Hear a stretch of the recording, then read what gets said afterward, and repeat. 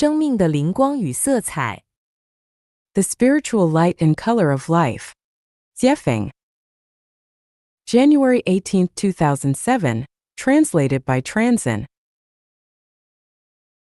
Both the material and the non-material show light and color.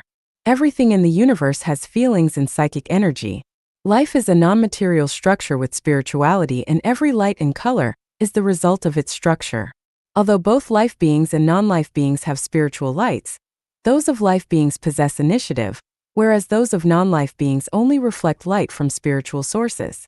The lights and colors of materials are visible, but the lights and colors of non-materials need to be experienced with spiritual perception. The stronger that of vitality is, the richer its color will be, and the brighter its radiance becomes. The spiritual light of a life has color which is determined by its non-material life structure. Life has levels. Although different levels of it may embody the same spiritual lights, their colors are quite different. Strong or weak of spiritual lights just indicates life beings waxing and waning, not their qualities, whereas their colors indicate their qualities, not their strengths or weakness. People can be divided into ignorant persons, laity, mortals, sages, and celestials. Celestials include saints, lofty people, and pure people, but also goblins and devils. This kind of classification is not based on the external characteristics of life beings but rather on their intentions and qualities. Just as with diamonds, rubies, sapphires, opals, olivines, moonstones, aquamarines, tourmalines, amethyst, and other gemstones. All of them are stones, but their structures and qualities vary. Everyone has their spiritual light. Those of ignorant persons, laity, mortals, and sages are relatively weak, while those of saints, lofty people, pure people, goblins, and demons are much stronger. Ordinary people's spiritual colors are flat. Those of immortals are bright and intense. Generally speaking, ordinary people's spiritual lights are white with faint light, like a mass of vapor, but sages are faint-colored, which are often changing. With the perfection of structure and the purification of quality, the spiritual lights gradually show into a fixed color. Saints, lofty people, and pure people show colors of red, yellow, and purple. Goblins show blue and green. Devils show black. Buddhas, including super-celestial beings, show a wide spectrum of 7 colors. As spiritual lights belong to the non-material, they are invisible to naked eyes and are only visible to those with Buddha eyes. Generally speaking, auspicious lights indicate the life quality of heaven, whereas dark or absent light indicates one of hell. We can sense invisible, spiritual light and color when we socialize with others. If we feel fresh, open and clear, bright and beautiful, happy, warm, cheerful, inspired, and safe when reading someone's aura or articles, then this person's spiritual light is auspicious. If we feel pain, oppression, heaviness, discouragement, are unsettled, and feel negativity, depression, and worry, then this person's is dark. To make your spiritual light become more auspicious, you must perfect the non-material structure of your life. The more perfect it is, the more auspicious it will be, and people will sense your degree of perfection. If our consciousness is clear and ordered, then colorful light will show. If our consciousness is disordered, then colorful light will not show. We can be enlightened from a magnet or from ordinary iron. The former has polarity, the latter does not. The difference between them lies in the arrangement of their molecules. The former is orderly, the latter is not. Of course, our environment can inspire us as well. Just as when we go shopping, some shops are clean and tidy, bright and lively, and welcome us inside, while others are disorganized and gloomy, and make us feel oppressed. The non-material structures of life are like those shops. Some people's life structures are like green hills with clear water, bright and colorful, while others are more like barren hills with muddy rivers, barren grounds, and evil. Different structures present different spiritual lights and colors. Looking up to heaven, we only see the blue sky and white clouds, but cannot see the concealed infinitely natural scenery. This is because our spiritual perception is too weak for our consciousness to enter into the non-material world. What do we see as we gaze across the vast Gobi Desert? Most people just see sand, but some see the grand phenomenon of heat currents flowing across the Earth's surface, while others even see mirages. The longer you concentrate on something, the more you will understand it and find things that are invisible to others. I hope that everyone glows with auspicious and colorful spiritual lights, and that everyone will see them.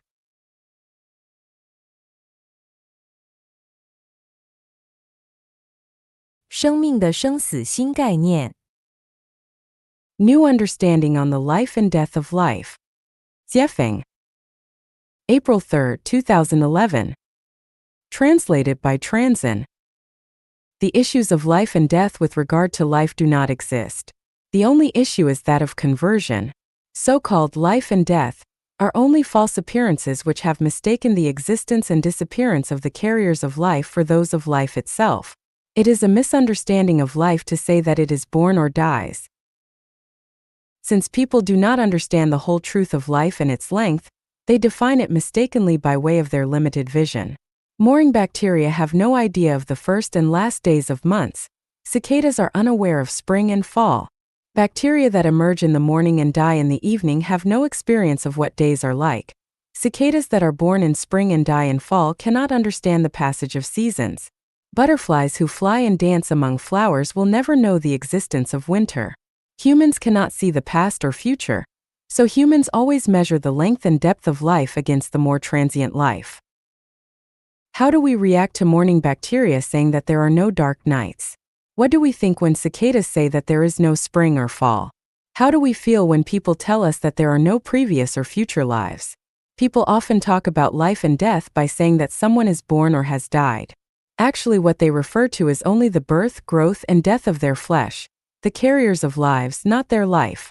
Therefore, it is necessary to redefine the life and death of life. A person's downward conversion from the human world to a lower life space is death. A person's horizontal transmigration back to the human world is half-death. A person's upward conversion from the human world to a higher life space is life. More specifically, a person is dead if they transmigrate to the plant world, the animal world, hell, the frozen layer, or the inflamed layer. A person is half dead and half alive if they transmigrate back to the human world. A person gains life if they advance toward any of the 3 levels of heaven: the 1,000-year world, the 10,000-year world, or the celestial islands continent of the Elysium world. It is up to everyone to choose for themselves whether they go to death, half-death, or life. Hence, we can see that some people are marching downward, some are lost on the road, and some are proceeding to a more wonderful rebirth.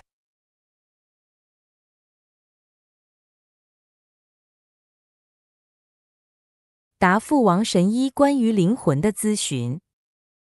What is soul and the features of souls? A reply to the consultation on soul from Dr. Wang. Jiefeng. October 11, 2006, translated by Transin. Let me introduce Dr. Wang Runquan of One Clinic of Jiuquan City, Gansu Province. He acquired the nickname of Miracle Working Doctor from his noble medical ethics and strong healing skills. I had the honor of meeting with him in June of last year and witnessed his method of treating patients, which was truly quick and efficient and priced fairly and reasonably. Humility and open-mindedness are commonalities of all wise people, and Dr. Wang is no exception. Both of us were sincerely impressed after our brief conversation, and I entertained a couple phone calls from him, including one yesterday morning concerning the question of souls. I posted my understanding of souls below for him to read when he went online. At the dock we can often hear someone shouting, "Look! The ship is coming!"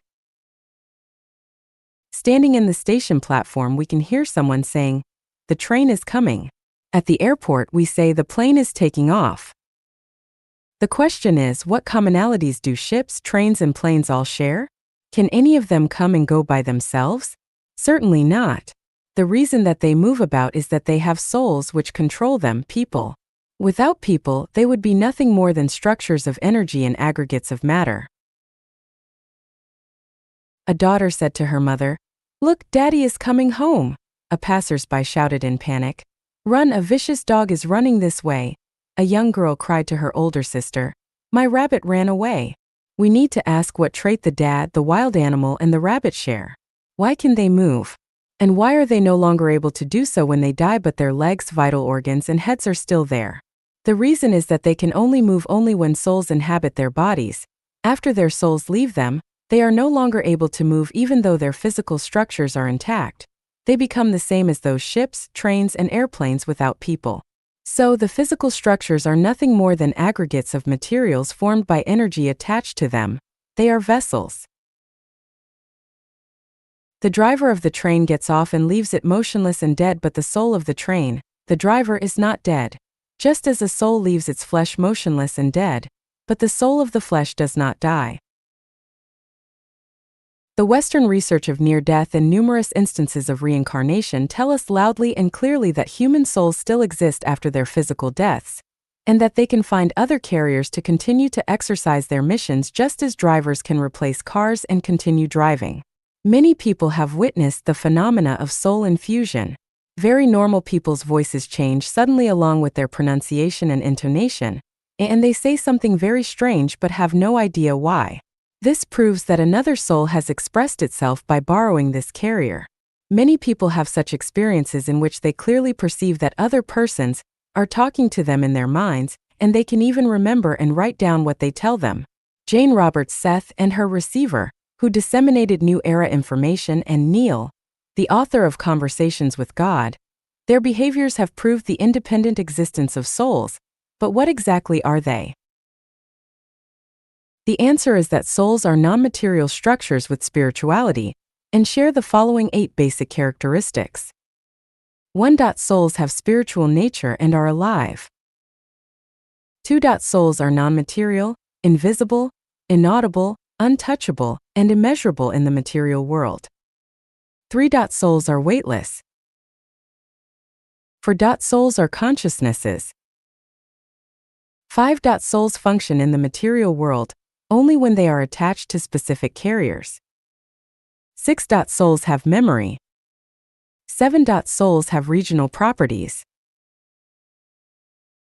8. Souls can penetrate and enter any substances from their gaps like beams and waves. Souls are consciousnesses that contain psychic energy, but are not the psychic energy themselves. The psychic energy is the source of life and is found everywhere in the universe, whereas souls are just small psychic energy regiments. Not only can souls take people as their carriers, but they can also inhabit other animate and inanimate objects such as houses, vehicles, computers, trees, stones, and so on as their carriers as well. Whether souls go to heaven, hell, or back to earth depends on their contents, namely their consciousnesses. The reincarnation of souls abides strictly to the management and arrangement of Tao. All the reincarnations of souls must pass through the continent for 3 realms lives to pass through. This is a filter with different densities at different layers through which the souls will enter their corresponding spaces. In Life Genuine, we usually identify consciousnesses instead of souls for easier understanding and refinement.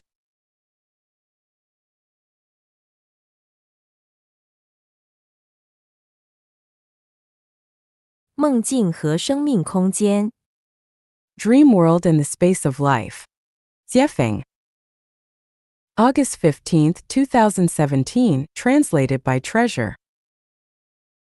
Suppose that you could either sleep and have a wonderful but illusory dream for 80 years, or that you could study, work, and struggle in reality for the same 80 years. Which would you rather do? Enjoy the unreal dream or struggle through reality? It is the same 80 years. What is the difference between the real and the unreal one? Are both not experiences of life? To life, there is no real or unreal problem.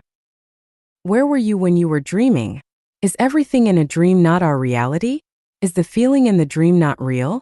Are the feeling and experience of annoyance, worry, joy, and fear not the same as they are in our reality? Actually, life is also a dream. However, our thoughts corner us stubbornly in a supposed reality, and we ignore the other space of life. A human lives die, but life does not. Life will continue to live on in a dream without a body. The point is, which dream shall we dream? Pleasant ones or nightmares? The space of life is infinite, and the time of life is also infinite. Everyone dreams. What happens in those dreams? It may be unthinkable and unimaginable, but you can reunite with dead loved ones, allow yourself to fly, miraculously transform into things and situations that you long for, and you may even make love in your dreams, and the feelings of making love in dreams are more intense, comfortable, unforgettable, and impressive than of those in reality.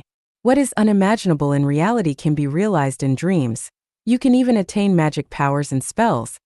Why not live a wonderful dream? What matters is how we can make long-term wonderful dreams. Associated with our consciousness is the ability to have a nightmare or a pleasurable dream. All the situations and scenarios in our dreams are created by our consciousnesses. In other words, they are related to the qualities of our lives. If our non-material structure is perfect, then we can have great dreams, while defective non-material structures lead to nightmares. Question: where are heaven and hell?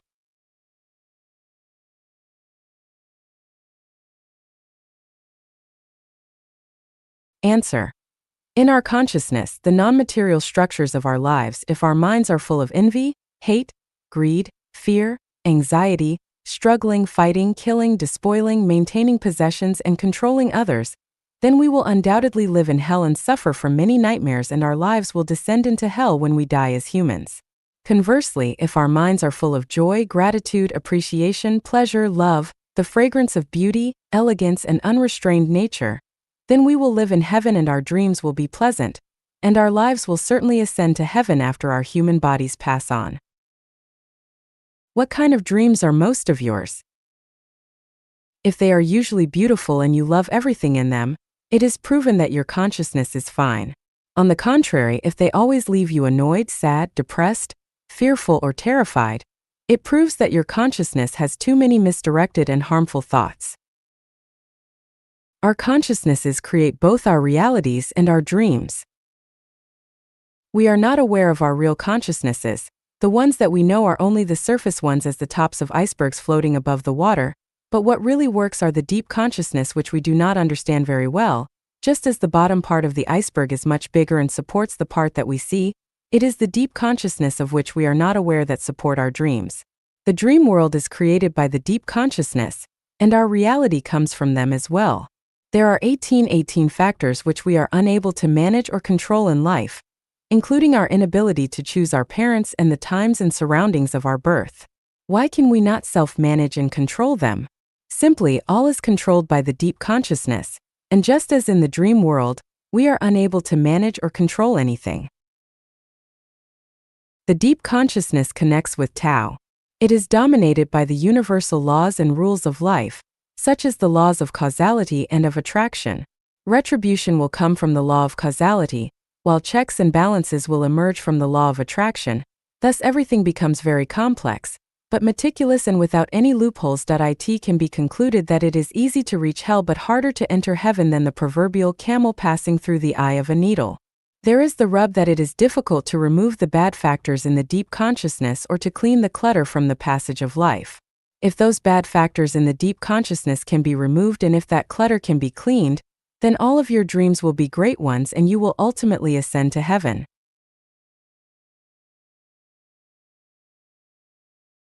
解说灵魂的地域性。 Explaining the regional properties of souls. Jiefeng. October 16, 2006. Translated by Treasure.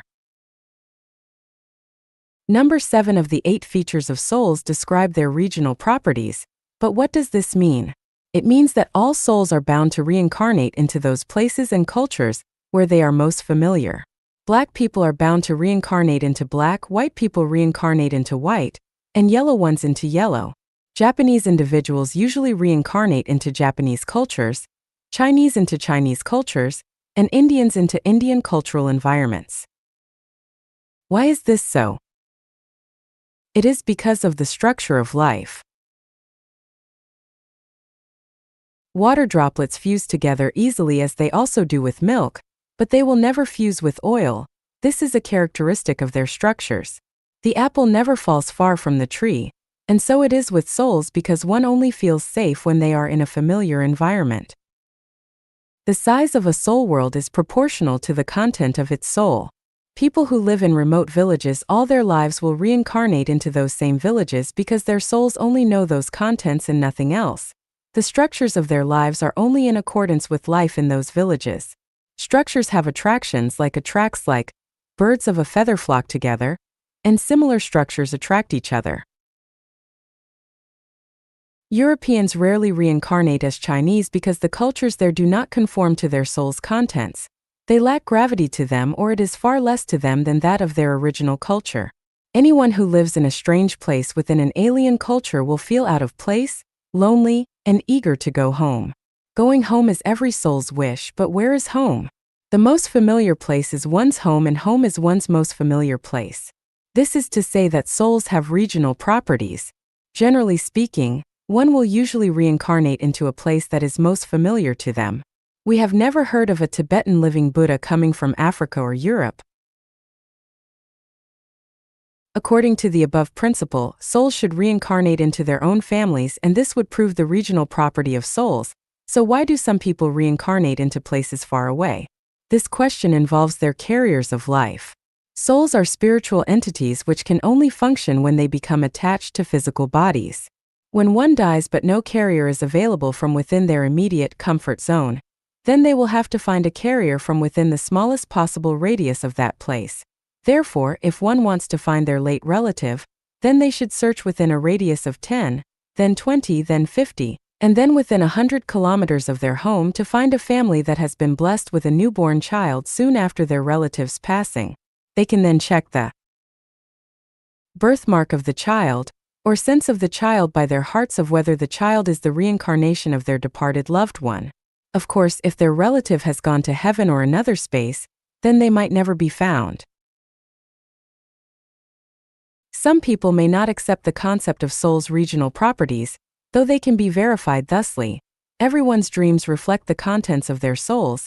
Then would the vast majority of Europeans dream of Asian or African people when they sleep? Of course they would not.